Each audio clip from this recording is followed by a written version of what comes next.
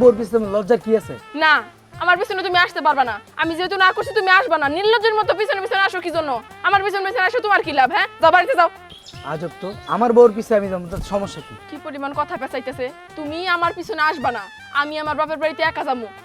মা না হয় পৃথিবী ছেড়ে চলে গেছে, কিন্তু এখন তোর কথা কইতে দাও আমারে।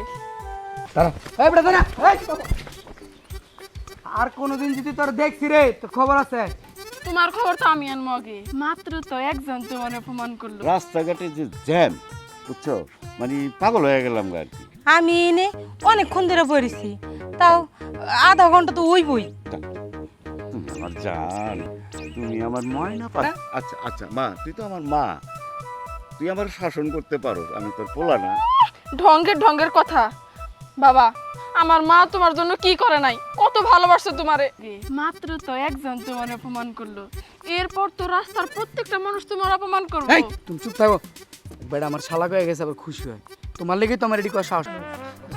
একটা থাপ্পড় দেবো। এদিকে এসো। এই, তোমার সমস্যা কি? হ্যাঁ, তোমার সমস্যা কি?